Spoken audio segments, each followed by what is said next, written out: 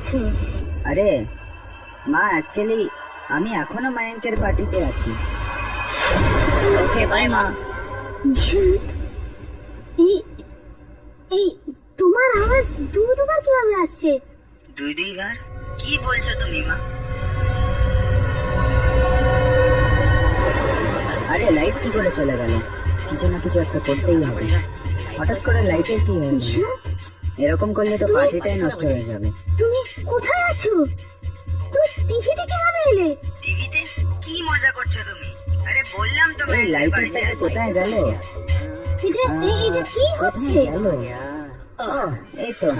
তোমার কি হয়েছে? তুমি ঠিক আছে তো? মা, মা তুমি শুনছো তো? কে তুমি? বলো। কি চাই তোমার? কে তুমি? কিছু তো বলো। মা তুমি কিছু বলছো না কেন? তুমি হ্যালো মা, মা কোথায় তুমি? নিশান্ত, নিশান্ত, নিশান্ত, নিশান্ত, এটা কি হচ্ছে? মা কিচ্ছু হয়নি। নিশান্ত, তুমি বাইরে যাও ওখান থেকে। মা তুমি এসব কি বলছো? নিশান্ত, ছেড়ে দাও আমাকে। তুমি বাইরে যাও। মা ঠিক আছে তো? নিশান্ত, ছাড়ো আমাকে।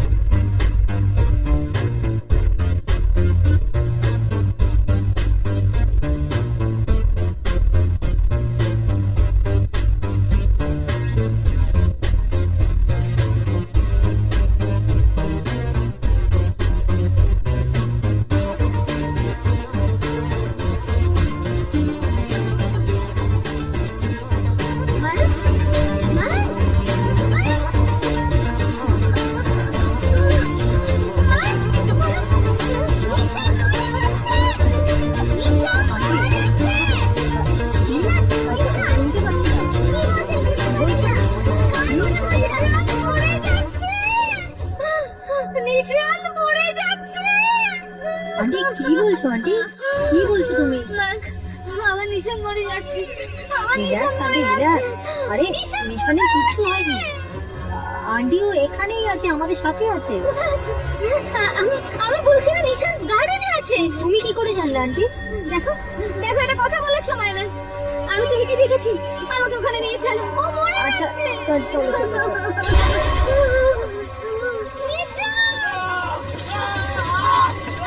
নিশান, নিশান্ত, নিশান্ত,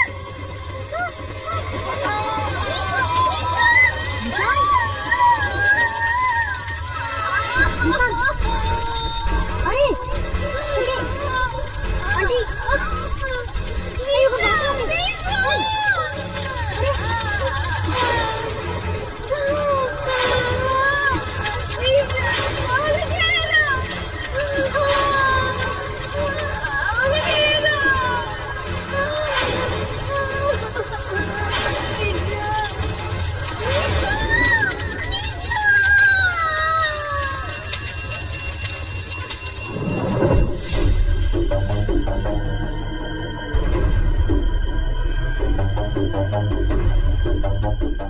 ইয়ামিনী, কি ব্যাপার বলো তো?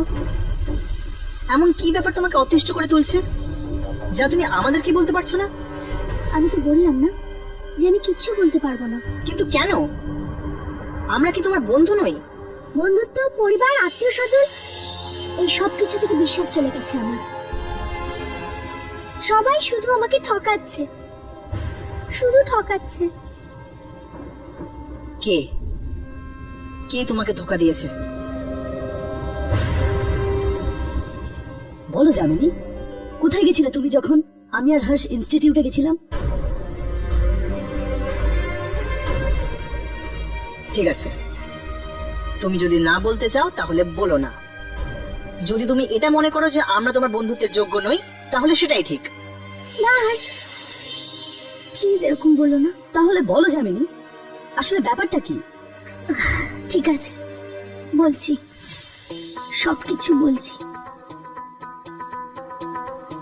আমি আমার মাসির সাথে দেখা করতে গেছিলাম, আমার নিজের মাসি। তোমার নিজের মাসির সাথে? হ্যাঁ, আমি ভাবলাম যে ওনার সাথে দেখা করলে আমার ওই কাজটা হয়ে যাবে, যে কারণে আমি এই ভয়ঙ্কর কাজগুলো করছি। ইয়ামিনী, তুমি কি খুঁজছো এই আত্মাদের মাঝে? আর এমন কি কাজ রয়েছে যা তুমি পূরণ করতে চাইছো? এটা ওই সময়ের কথা যখন আমি কলেজের ফাইনাল ইয়ারে ছিলাম, আর ওখানে এমন কিছু হলো আমার সাথে যেটা আমার হাসি খুশি জীবনে আগুন লাগিয়ে দিল। এমন কি হয়েছিল যামিনী? ওই কলেজে একজন প্রফেসর ছিলেন যাকে আমি জানতামও না। হঠাৎ করে উনি আমার সামনে এলেন। Sorry sir. মল্লিকা, সরে যাও সামনে থেকে। স্যার, আমি মল্লিকা নই। তুমি সরে যাও। আমি যামিনী স্যার। তুমি মল্লিকা, তুমি মল্লিকা, তুমি মল্লিকা, সামনে থেকে সরে যাও। স্যার, তুমি মল্লিকা। স্যার, আপনি কি করছেন? আমি মরে যাব, কিন্তু তুমি যা বলবে আমি করবো না। আমি মল্লিকা নই, আমি যামিনী স্যার। আমি কিচ্ছু বলিনি স্যার। উনি তোমাকে মালিকা নামে ডেকেছিলেন? হ্যাঁ, আর ওই দিনের পর থেকে আমি ওই মেয়েটার আওয়াজটাও শুনতে পেতাম। একদিন তোর আওয়াজ আমার উপর এমন চেপে বসলো যে আমি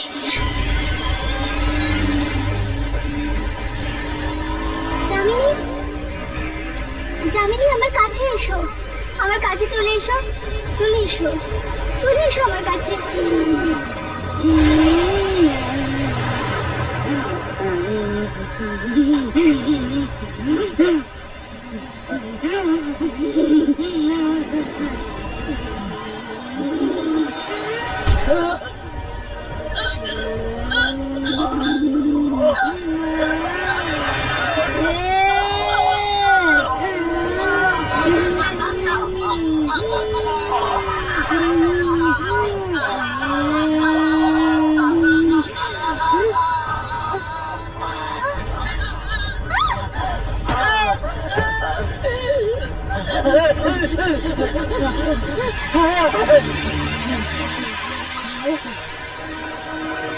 যামিনী, তুমি কাউকে মেরে ফেলতে চেয়েছিলে?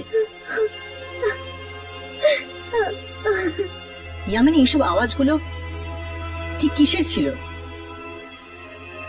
এই আওয়াজের রহস্য জানার জন্য আমি ইনস্টিটিউটে এসেছিলাম। আমি আত্মাদের পেছনে পড়ে থাকি। আমি জানতে চাই যে এটা কোন শক্তি যে আমার কাছে পৌঁছবার চেষ্টা করছে, আমার জীবনের উপর অধিকার পেতে চায়। তো কি জানতে পারলে তুমি? এই আওয়াজগুলো কার ছিল?